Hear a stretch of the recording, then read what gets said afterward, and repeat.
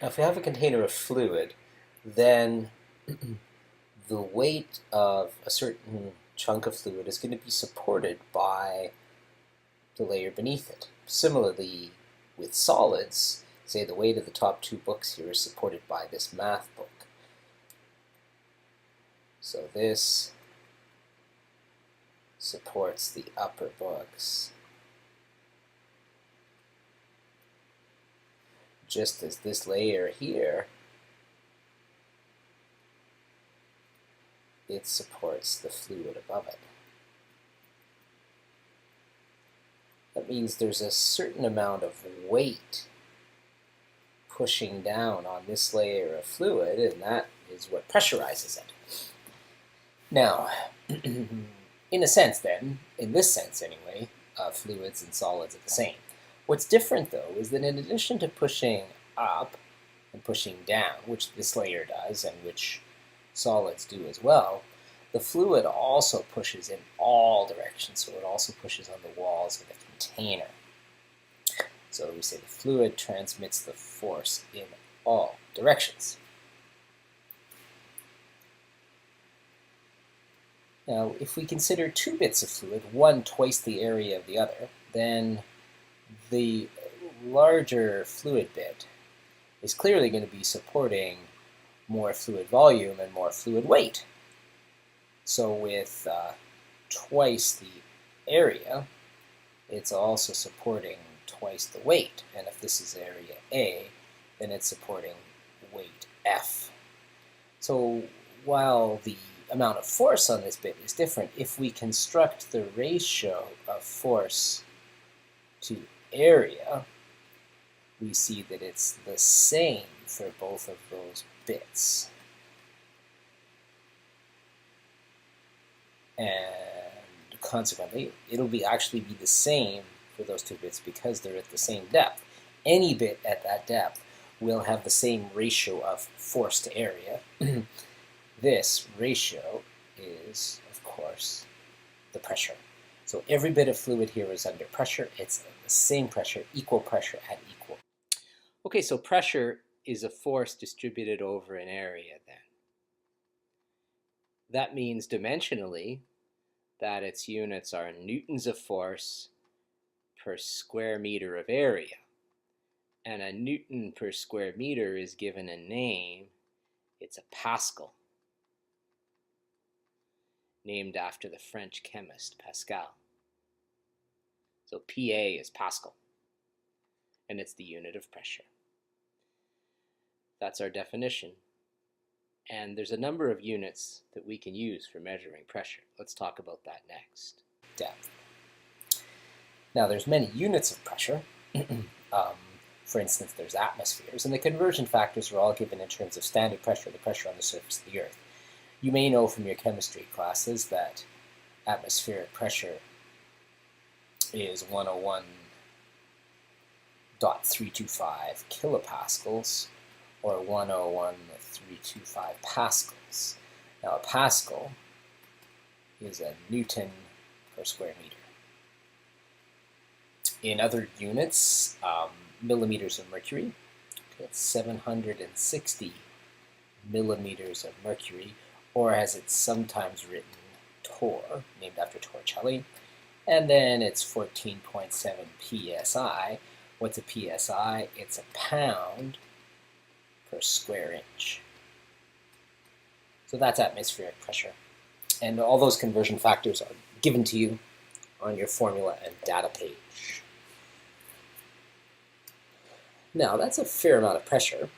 And of course, we experience that pressure all the time. We're walking around on the surface of the Earth.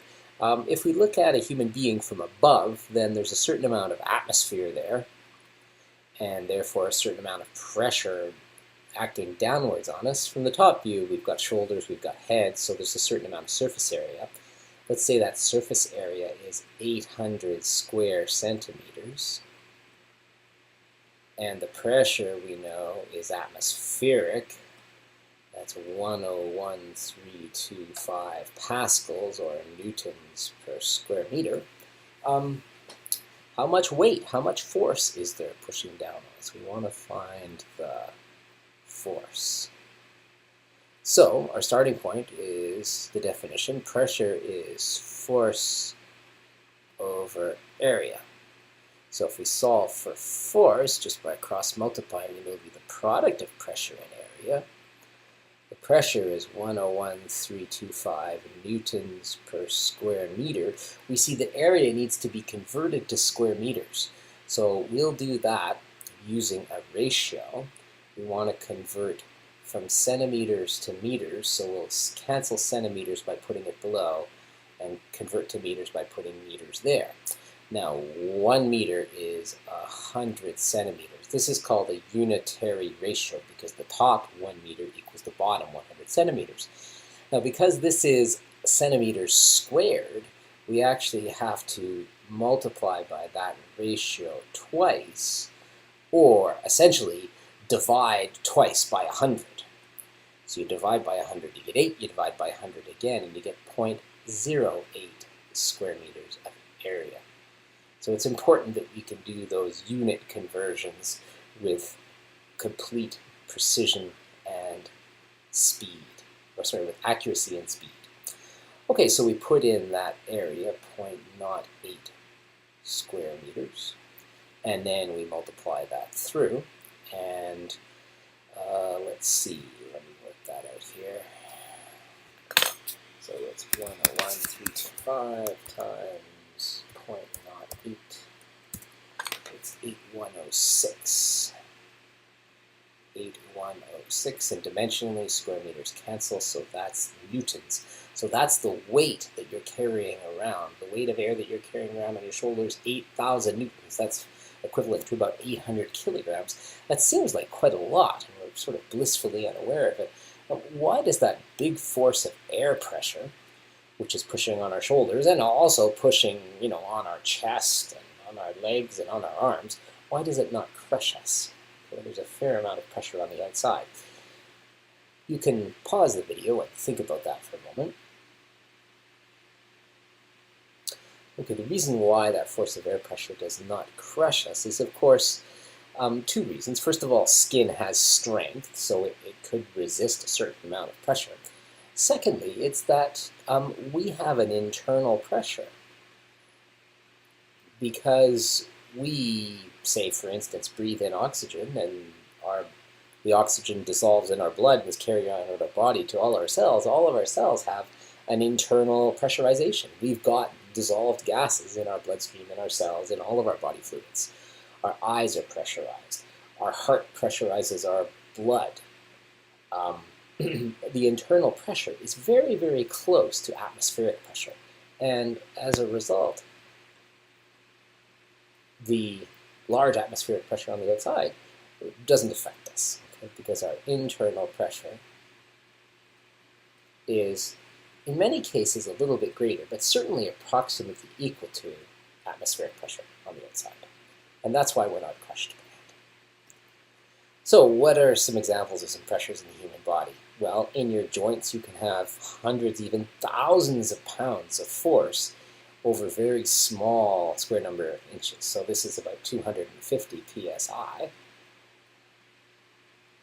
And so what's that? That's 10, that's about 15 atmospheres. Your blood pressure, of course, typical units there are millimeters of mercury or torr. Your arterial pressure varies from 60 to 140. Your venous pressure, quite a bit lower. Your eyeball is pressurized, about 2 kilopascals above atmospheric. Your bladder, pressure goes up quite a bit when the muscles contract and you get ready to urinate. And the pressure of your lungs, well, it's about 100 pascal drop when your diaphragm contracts. So there's not a lot of pressure change there. A key question for us in physics for life sciences is going to be blood pressure and the heart and the flow of blood in the body. That's going to be our focus problem as we look at fluid theory. And if you monitor blood pressure versus distance from the heart, you'll see that this is fairly close to the heart here, that there's fluctuations as the pulse of high pressure blood travels through the body. Pressure goes up and down and up and down and up and down.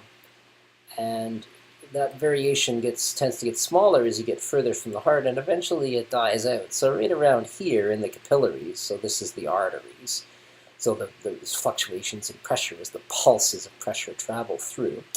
Right here in the capillaries, because there's a lot of resistance to flow, that variation fades out. And then over here in the veins, the pressure drops down and is quite low. It's not zero, right? I mean, there's still venous pressure. There has to be some pressure to push it back into the heart, but it's become quite low. And so let me pause for a moment and then I'll get those numbers for you and fill them in. Well, this will be about 21% when you inhale, and this is it's really small.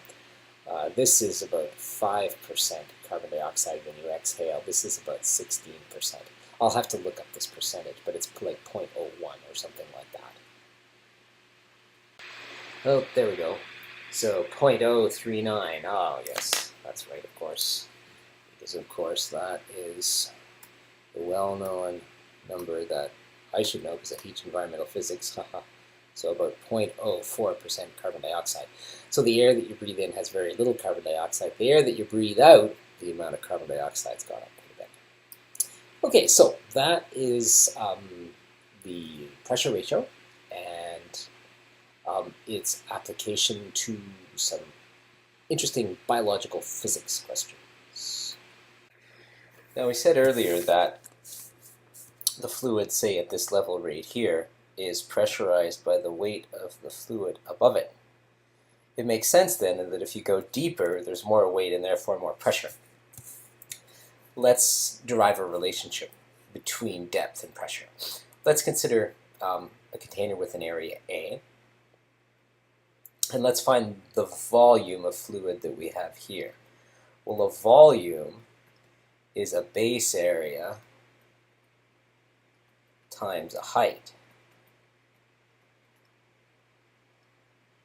And the base area in this case is A, and the height is D. So that's the volume of fluid that we have right there. Well, next, let's derive an expression for the mass. Well, our definition of density is a ratio of mass over volume. So that means that if we have the volume, we can multiply by the density to get the mass.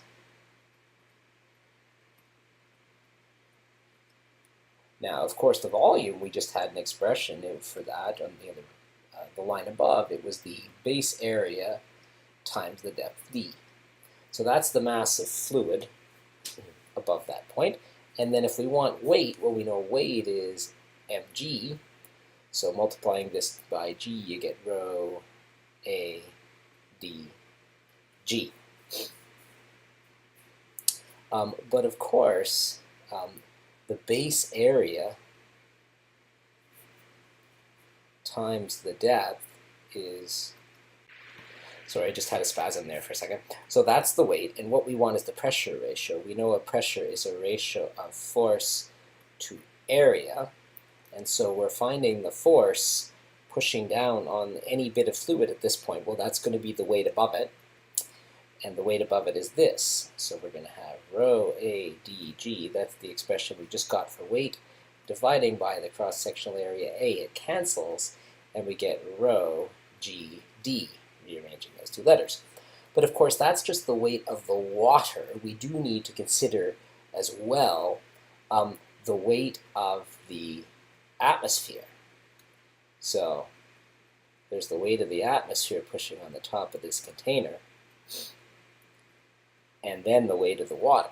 So the total pressure then will just be those two. The total pressure at depth d is the weight of the atmosphere plus the weight of the fluid. Now, because we've got P and rho in the same equation, you have to be cautious to keep your rho. I always really curl the tail on it to make my density and my pressure symbols look very different. So this is the total, or it's sometimes called the absolute pressure at depth d. P naught is atmospheric pressure, rho is the density of the fluid, and d is the depth. Now you will see this expression written with h sometimes. Okay, let's do a quick and easy example of that. First, let's note that our derivation relied on the fact that the density was constant. For gases, the density varies with depth, and therefore we need to do a different derivation. The derivation we just did wouldn't work for gases. It turns out there's a slightly more complicated relationship for relating pressure with depth or with height there. Let's use the one that we just had, though, and analyze the swimming pool. So we know that pressure increases with depth. So let's find the pressure at 3 points at the surface of a swimming pool, 1 meter down and 5 meters down. Now we'll assume it's fresh water, which has a density rho of 1,000 kilograms per cubic meter. Well, at the surface of the pool, the depth is just 0.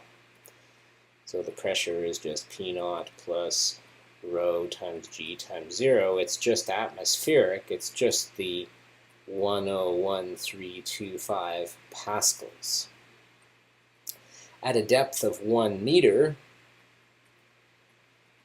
the pressure will be atmospheric plus, and I'm just going to do the units here, it's 1,000 kilograms per cubic meter. The gravitational field strength is 9.8 newtons per every kilogram, and we have 1 meter of depth. So kilograms cancel. One of the meters cancels, and you're left with meter squared. That's good because a newton per square meter is the same as a pascal. So we got 101325 pascals, plus here we're going to get 9,800 newtons per square meters, or pascals. And so that is just let's see what that is. 101325 plus 9,800.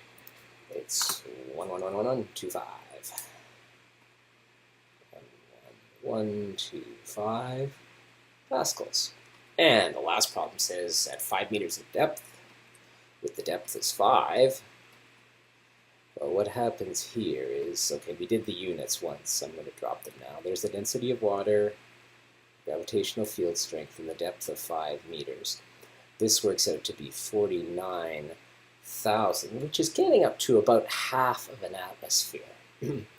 So this is going to be 150, 325, and that's about 1.5 atmospheres. Let's get rid of that. And so 5 meters of water is about half an atmosphere. 10 meters of water is an atmosphere.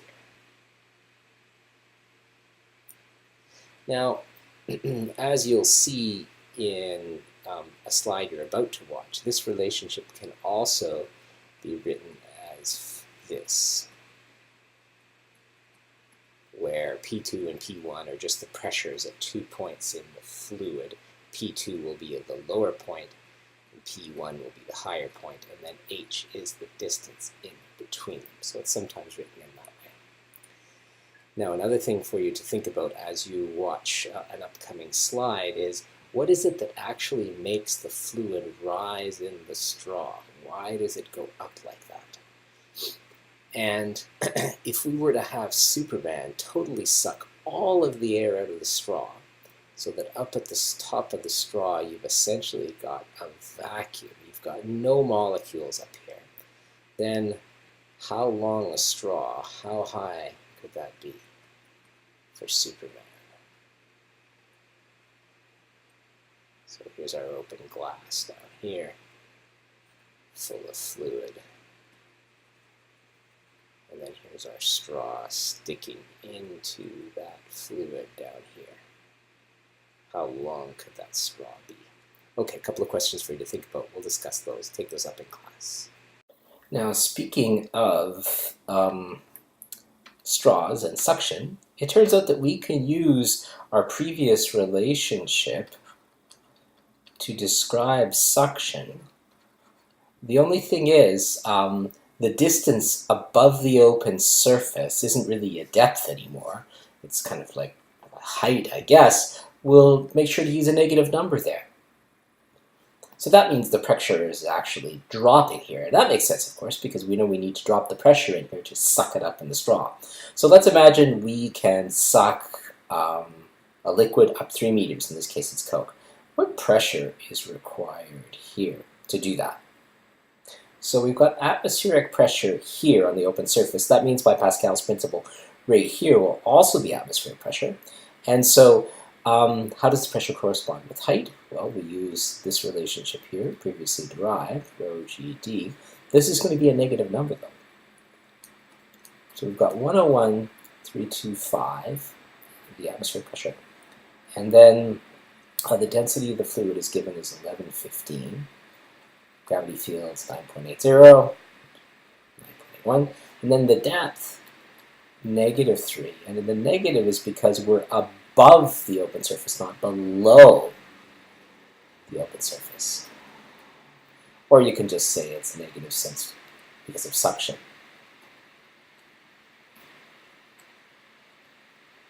And so when we work that out, we get 68,544 pascals of pressure.